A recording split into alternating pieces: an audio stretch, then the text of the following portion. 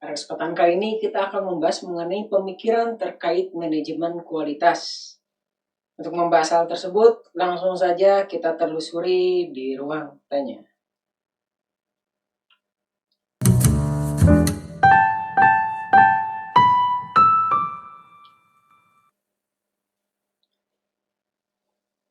Assalamualaikum warahmatullahi wabarakatuh. Pemikiran tokoh-tokoh yang akan kita bahas adalah ada Edward Deming, kemudian ada Joseph M. Juran, dan Armand Feigenbaum.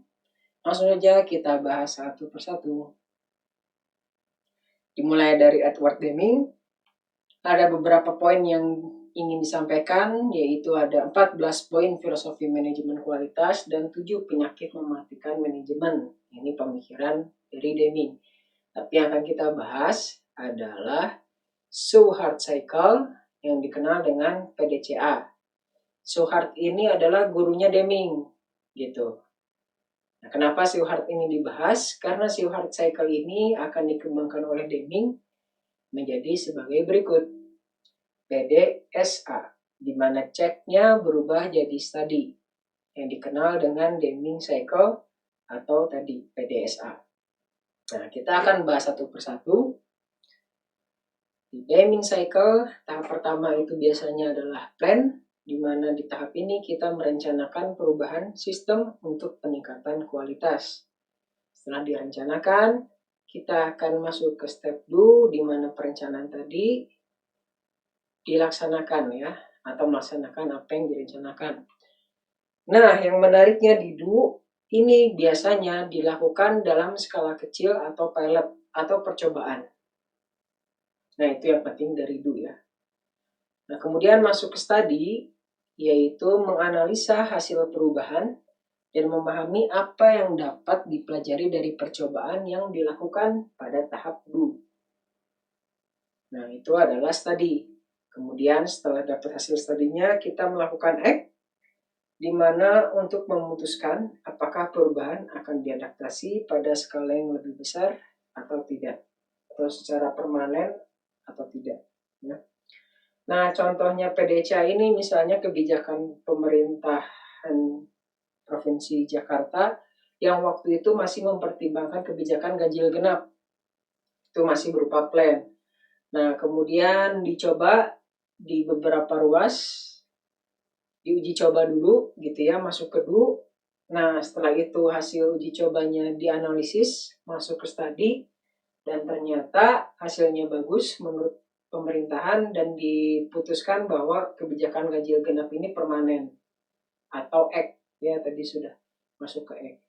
Dan mungkin nanti bertambah terus ya jumlah jumlah daerah-daerah yang diberikan ganjil genap.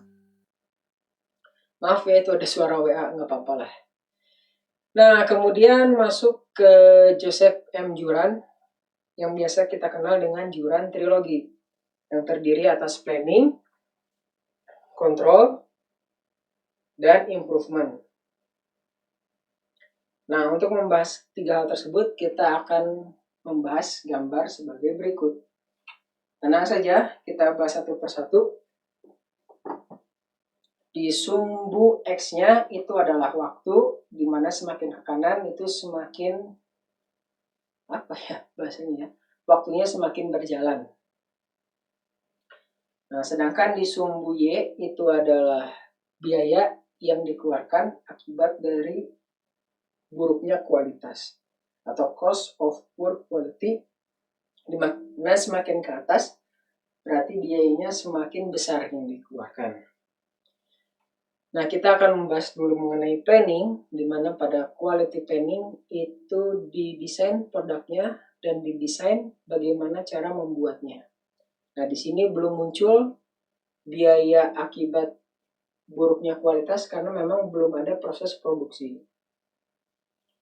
Nah, setelah planningnya beres, itu mulai diproduksi dan di situ mulai muncul biaya akibat rendahnya kualitas. Nah, di sini ada proses kontrol, di mana fungsi kontrol itu agar si grafiknya naik turunnya nggak ekstrim, seperti yang di sporadic spike. Nah, sebisa mungkin sedikit, sporadic spike-nya.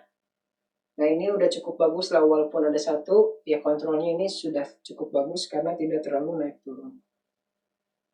Nah kemudian dilakukan improvement sesudah stabil gitu ya. Setelah stabil dikontrol, dilakukan improvement sehingga biayanya yang asalnya rata-ratanya di kisaran 20, itu turun rata-ratanya mungkin di kisaran 5 kali ya, atau 2 atau 3. Nah setelah turun dilakukan kontrol kembali supaya tidak ada sporadic spike atau prosesnya itu stabil. Nah setelah stabil kita bisa mempelajari apa hasil-hasil yang didapatkan pada saat improvement, dan hasil pembelajaran tersebut akan dijadikan pertimbangan dalam melakukan quality planning. Nah itu kurang lebih penjelasan dari Juran Trilogi. Selanjutnya kita akan membahas mengenai Armand Feigenbaum. Ada konsep-konsep yang disampaikannya, misalnya total quality control yang terdiri atas quality leadership, quality technology, dan organization commitment. Tapi kita tidak akan membahas quality control pada kesempatan kali ini. Kita akan membahas mengenai total quality cost, di mana total quality cost ini bisa dibagi menjadi 2 bagian. Yang bagian pertama adalah biaya yang timbul untuk menghasilkan kualitas barang yang tinggi. Bagian satunya lagi adalah biaya yang timbul akibat kualitas produk yang rendah. Bagian yang atas bisa dibagi 2, yaitu biaya preventif dan biaya appraisal. Dan bagian yang bawah itu juga bisa dibagi 2, yaitu biaya kegagalan internal dan biaya kegagalan eksternal. Kita bahas satu persatu. Tenang, sabar, tenang, sabar. Ya, untuk biaya preventif itu adalah biaya yang dilakukan untuk mencegah terjadinya non-conforming, yaitu aktivitas kontrol produksi, pelatihan, perencanaan kualitas, dan pengambilan data. Itu salah satu contohnya, biaya preventif. Biaya appraisal adalah biaya yang dikeluarkan untuk mengevaluasi hasil produksi dari supplier atau hasil produksi ke customer. Misalnya inspeksi barang supplier, uji dan inspeksi hasil produksi, perawatan mesin inspeksi. Nah, kalau biaya preventif itu barangnya belum jadi. Kalau biaya appraisal barangnya sudah jadi, tapi kita pengen kualitasnya tinggi. Selanjutnya ada biaya kegagalan internal atau sederhananya biaya internal, yaitu biaya kegagalan sebelum barang masuk ke customer. Misalnya rework, dikerjakan kembali, scrap, misalnya dipotong, kemudian ada yang terbuang, retest, misalnya barangnya sudah diperbaiki dan dites lagi, kemudian kita melakukan analisa kegagalan, dan sebagainya. Nah, kemudian untuk biaya eksternal, itu adalah biaya kegagalan sesudah barang masuk ke customer. Jadi, customernya sudah terima barang, baru ketahuan bahwa barangnya non-conforming. Nah, ini bisa biaya yang muncul itu adalah penyesuaian komplain. Jadi customernya komplain, kita harus menanggapi komplainnya, itu biaya. Kemudian barang retur gitu ya, ini bahasa orang jualan ya, barang retur. Padahal bahasa formalnya return gitu ya, kembali. Return jadi retur. Kemudian ada biaya garansi, itu maaf ada typo. Jadi kita customernya mengklaim garansi, kita harus memberikan produk yang baik. Kemudian juga ada biaya kepercayaan gitu. Jadi customernya jadi nggak percaya lagi sama kita atau berkuranglah kepercayaannya.